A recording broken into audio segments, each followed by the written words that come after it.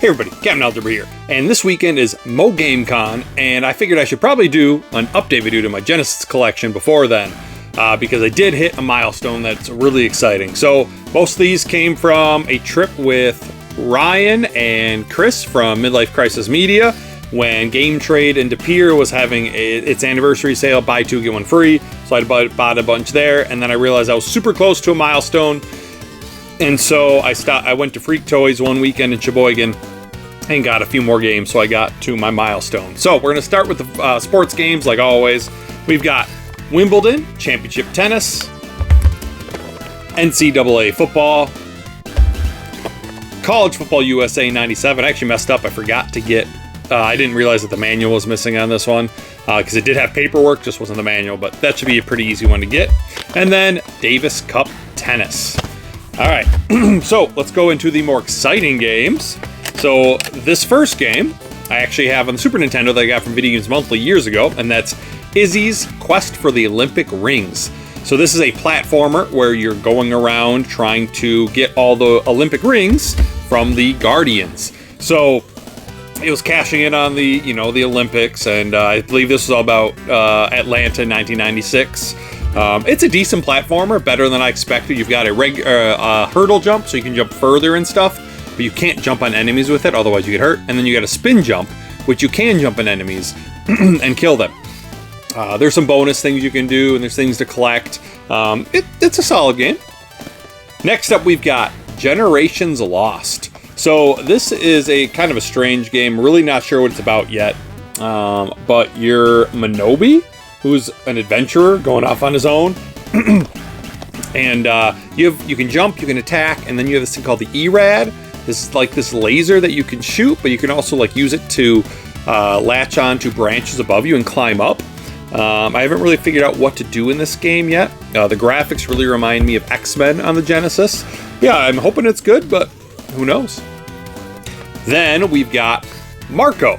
So this is a platformer game all about soccer. So Marco's a soccer player, and he carries a soccer ball with him everywhere.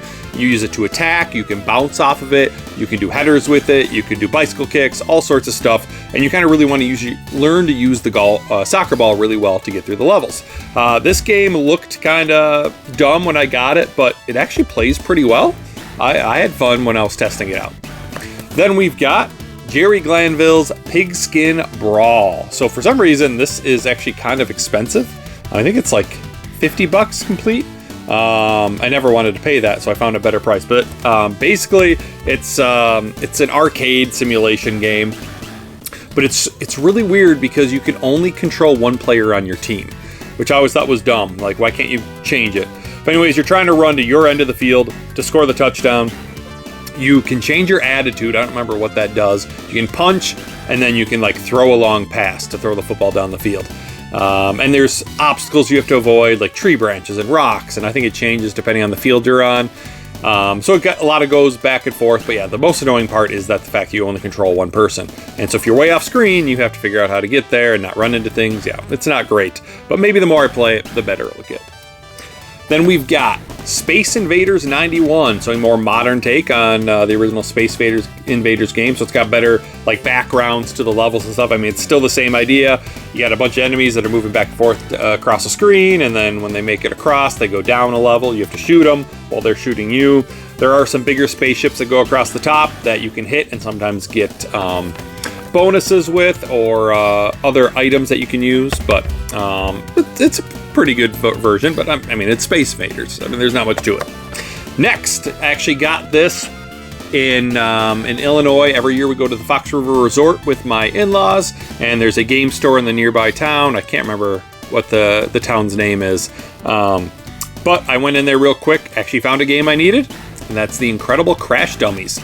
So I actually grew up with this game on the Super Nintendo, so I'm very familiar with it. It plays just like it. The music's obviously not as good, but you go around, and as one of the Crash Dummies, you need to save dummy designer Dr. Zub from Junkman, who kidnapped him. And you go around the platforming through the levels. You can lose limbs as you get hurt, but you can collect screwdrivers to get a limb back. Once you are a head and a torso, that's your last hit. You take a hit after that and you're dead. You can get extra lives, you can get wrenches to throw at enemies, or you can jump on them. But it's a decent game. I mean, I had fun with it as a kid. And then finally, the game that's probably the best out of the bunch, but I had a lot of fun with all these non-sports games for sure. But this is Sid of Valis. So I've never played a single Valis game until this. I don't own any of the other ones yet, but I need to get them. But this is pretty fun. So you are Yuko Asho, who's a student, but she's actually a Valis warrior. So she's got this Valis sword, and all these monsters are trying to steal the Valis sword from you, so you need to beat them. The levels seem all pretty short. There's kind of like a mid-bosses and final bosses in each stage, and some of them give you different dresses to wear, different clothes, that give you different stats. So maybe it'll up your offense, but make your defense go down. Maybe it'll make you faster, that kind of stuff. And then you also get different weapons. So you start with just a basic weapon, that sword that fires out a shot, but then you can get a wide beam. I haven't gotten any further than that, so that's the first I got, but the wide beam obviously is easier to hit stuff with. You can shoot up, you can shoot straight, you can double jump. So far the game's pretty easy. I'm having fun with it, but definitely looking forward to playing it more and getting more into the Valis series. So there you go. That's the update to my Genesis Collection Chronicles, and this puts me at 501 Sega Genesis games. So very exciting. Can't believe I hit 500. Definitely kind of a milestone. I believe I have 205 Genesis games left to get, like games I don't have. There's a couple I need to replace.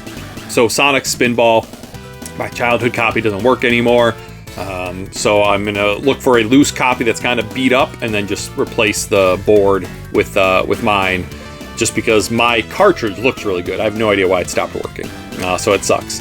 And then the Ooze doesn't work. Now, when I first bought it, it didn't work, and then I tried it a couple years later, and then it did, but now I can't get it to work again. I don't know. It's probably fixable, but I'm not that handy with that kind of stuff, so I do need to get those. But in general, 205 games left to go, which is crazy. Still a long journey ahead, but the light's at the end of the tunnel. It's just going to take a while because there's still quite a few expensive games I need to get. But I'm super excited to go to Mo Game Con this weekend. Hopefully, if you're going to be there, make sure you say hi. We got a whole group that's going to be there. It's going to be a lot of fun. And yeah, hopefully we can find some Genesis games to add to the collection. But appreciate you guys watching. Till next time, this is Captain Algebra, signing off.